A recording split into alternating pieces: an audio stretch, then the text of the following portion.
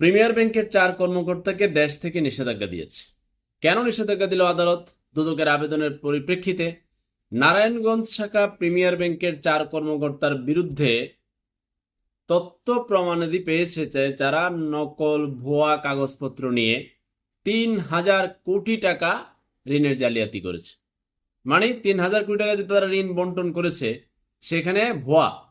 এই ভুয়াটা কেন তারা করলো? তাদের বিরুদ্ধে মানি লন্ডারিং মামলা আছে, অর্থ আত্মসাতের মামলা আছে। তারা কেন এই কাজগুলো করলো? কারণ কমিশন। ধরেন একজনকে 50 কোটি টাকা দিয়ে দিল নকল কাগজে, এখন তার কি লাভ? তার পকেটে এসে পড়লো 1 কোটি।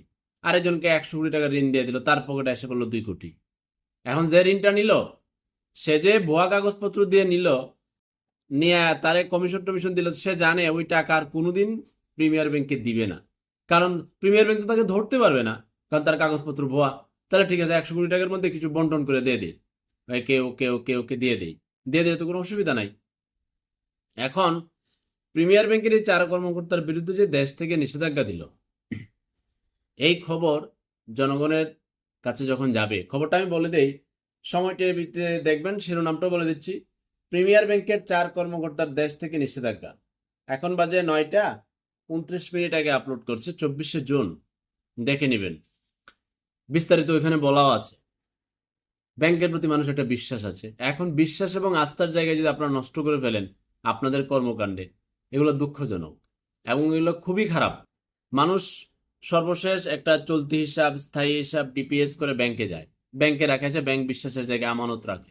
এখন সেই বিশ্বাসের জায়গাকে আপনারা নষ্ট করছেন নিজেদের লাভে এবং লোভে, এবং এটা ব্যাংকিং খাতকে অস্থির করে তুলছে, একটা অবিশ্বাসের জায়গা হয়ে দাঁড়িয়েছে। মানুষ এখন, যাদের হয়তো একটা ব্যাংক অ্যাকাউন্ট আছে, কোনো একটা থাকতেই পারে, সে এখন ওই ব্যাংকের খবর রাখে। এখন প্রিমিয়ার ব্যাংকে যাদের অ্যাকাউন্ট আছে তারা এই খবর যখন দেখবে যে নারায়ণগঞ্জ শাখার 4 জন কর্মকর্তার বিরুদ্ধে দেশ থেকে নিষেধাজ্ঞা দিচ্ছে, কেন? তারা 3,000 কোটি টাকার ঋণ জালিয়াতি করেছে, ঋণের ভুয়া কারসাজি করে মানুষকে দিয়েছে।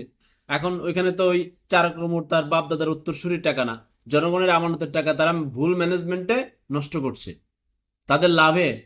এখন ওই যে বিভিন্ন ব্যাংকে যাদের অ্যাকাউন্ট আছে, ওই ব্যাংকের ব্যাপারে কোনো খবর আসলে সে খুব আগ্রহ ভরে দেখে যে আমি যে অ্যাকাউন্টে টাকাটা রাখলাম, আমার ব্যাংক কি নিরাপদ আছে কিনা, নাকি ব্যাংক এটা কর্মকর্তারা লুডিমুডি খাইয়ে ফেলতেছে। এখন এটা খুবই খারাপ। একটা রাষ্ট্রের ব্যাংকিং খাত যদি দুর্বল হয়, ভুল ম্যানেজমেন্টের কারণে, অসাধু কর্মকর্তার লাভে এবং লোভের কারণে, তাহলে সর্বশেষ বাংলাদেশের ক্ষতি। ব্যাংকিং খাত তো শেষে, এটি তো ক্ষতি। তো যারা, আমি অনুরোধ রাখবো যারা ব্যাংকিং জগতে আছেন, উপরের লেভেলে আছেন, বিভিন্ন ব্যাংকের কর্মকর্তা আছেন, আপনাদের প্রতি অনুরোধ রইল আপনাদের ভুল ম্যানেজমেন্ট থেকে সরে আসেন, অসাধু কর্মকর্তাকে দূরে সরান, এবং ভুলভাবে যেন তারা ঋণ না দিতে পারে, কমিশন খায়া, এগুলো বন্ধ করেন। না হলে একসময় জনগণ তো ক্ষতিগ্রস্ত হবেই, আপনারা ক্ষতিগ্রস্ত হবেন।